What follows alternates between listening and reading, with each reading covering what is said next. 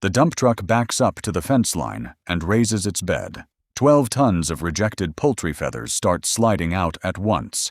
Dirty off-white and gray, damp in heavy clumps, spilling over one another until the pile rises higher than the fence beside it. Exactly 2 plant workers stand near the cab, watching the load settle. They laugh, point toward the pile, then climb back into the truck and leave her alone with it. The first place she tests any of it is down at the lower pasture. A week of rain has turned the cattle gate into deep, sucking mud, and every morning the herd churns it worse.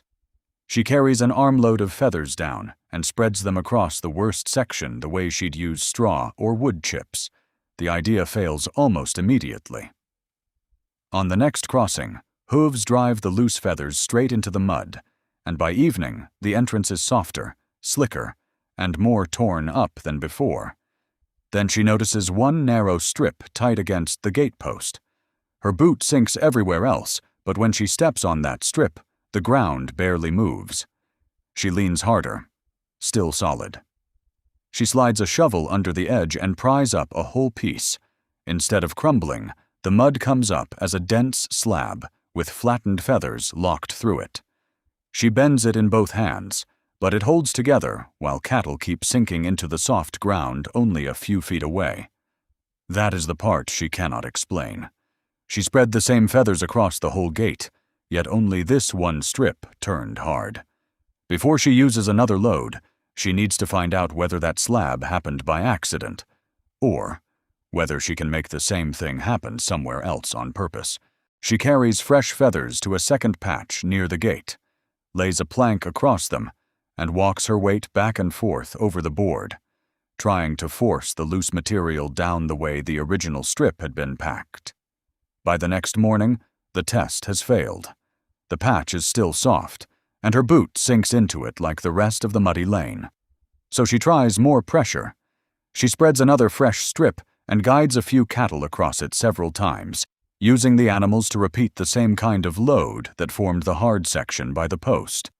The result is different, but not reliable. One corner firms up under her boot while the rest stays soft. She has proved the feathers can pack tighter, but she still cannot make it happen evenly. Back at the original strip, she watches the cattle pass through the gate. The post funnels the herd through the same narrow path, putting repeated pressure on the same few inches.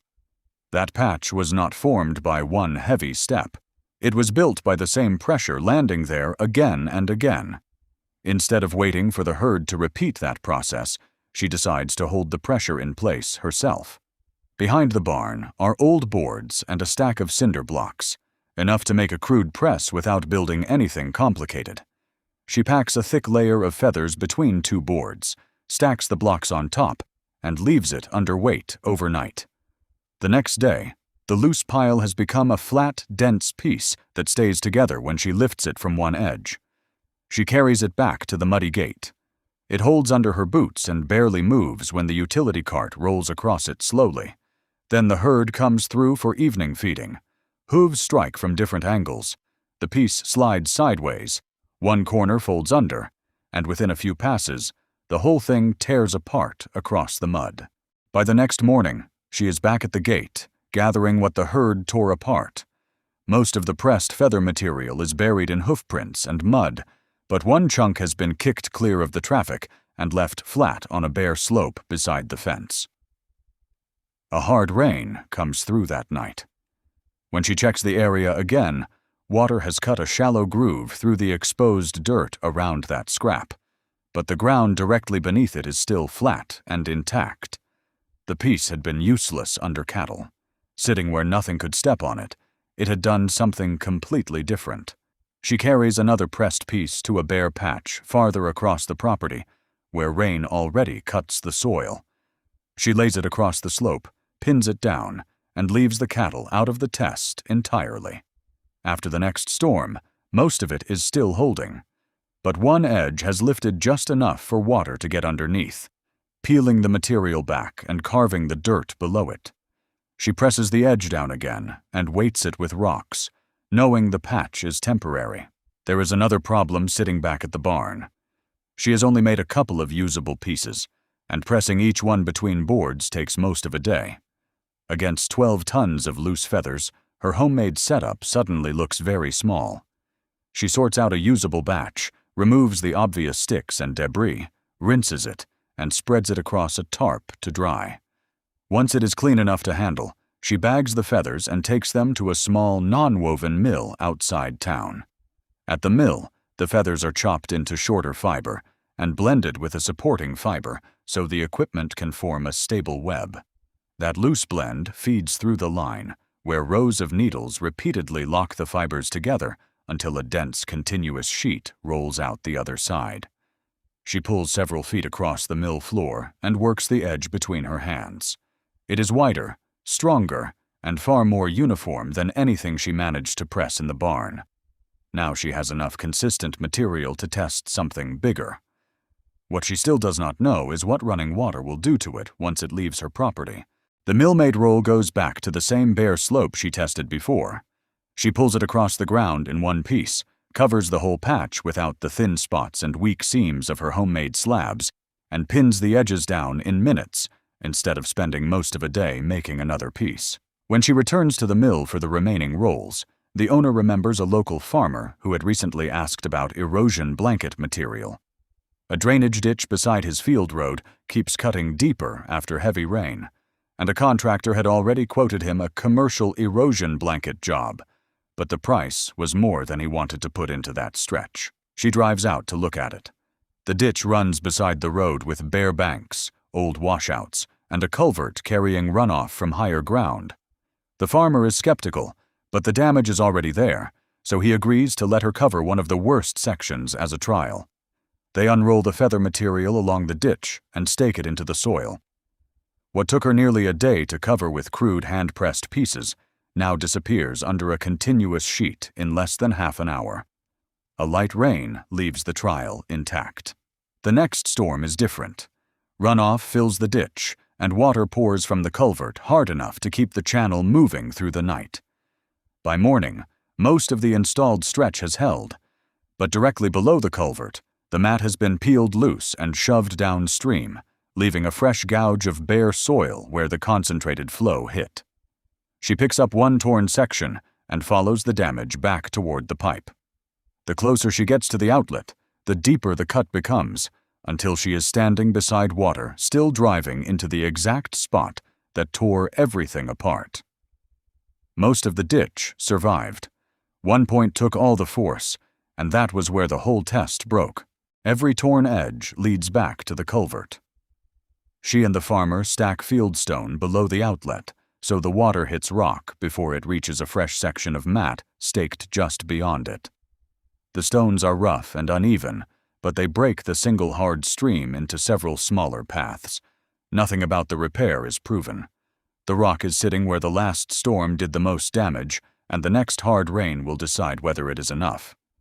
That rain comes within the week. Runoff fills the ditch again, and water pours from the culvert harder than it did during the first test. By morning, several stones have shifted and settled, but the rough apron is still in place. The patched mat below it is scuffed and dirty, yet still anchored, with no fresh gouge cut through the soil beneath it. They walk the rest of the installed stretch. Wherever the ditch carried ordinary runoff, the feather material is still lying against the ground. Farther down the same property, an untreated section has fresh grooves cut through the bare bank, with loose mud carried farther downstream by the same storm. That contrast is enough for the farmer to call the excavation contractor who had priced a commercial erosion blanket job on this ditch earlier. The contractor returns to ground he already knows, but this time, the damaged bank is partly covered with something he has never used before. He walks the repaired stretch slowly, presses a boot into the mat, then crouches beside the stones at the culvert.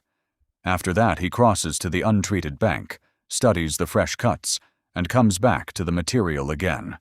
Before leaving, he works a scrap of the feather mat between his hands, folds it once, and carries it toward his truck. He makes no offer, asks for no order, and gives her no indication of what he plans to do with it. The only thing that leaves the farm with him is that small piece of mat. The contractor's truck is parked beside a freshly graded slope on a farm she has never visited. He is cutting drainage along a field road when he opens his trailer and pulls out several rolls of feather fiber mat, the same material he carried away as a scrap weeks earlier. He unrolls it across the bare slope before the next rain can start cutting channels through the exposed dirt.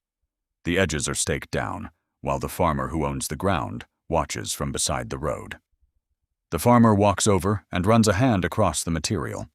It doesn't look like the erosion blanket he's used before, and when he asks where it came from, the contractor writes her name and number on the back of an invoice and hands it over. Her phone rings a few days later. That farmer wants enough material for another washed section farther across his property. She writes down what he needs, then starts preparing the next batch. The first-ditch farmer provides the next connection. A neighbor has been fighting runoff along a bare fence line, sees what held after the storms, and asks where the material came from. Another call reaches her farm. Now she is no longer carrying one experimental sack to the mill. Cleaned feather fiber leaves in larger batches, and finished rolls come back ready for more than one property at a time. On one trip, her truck carries material for 2 separate farm jobs. The original mountain is smaller, but nowhere near gone. Part of the pile has been sorted and bagged for the next mill run, while the rest still covers a wide section of the ground where the poultry truck first dumped it. Inside the barn, the hard slab she pried from beside the cattle gate sits on a shelf beside a finished piece of mill-made mat. One is muddy, uneven, and packed by hooves. The other is clean, broad, and rolled tight enough to carry. On the newest farm, that finished material lies staked across a bare slope that used to lose soil every time runoff crossed it. After several hard rains, the mat is still against the ground, and young grass has begun pushing through the fiber and taking root underneath.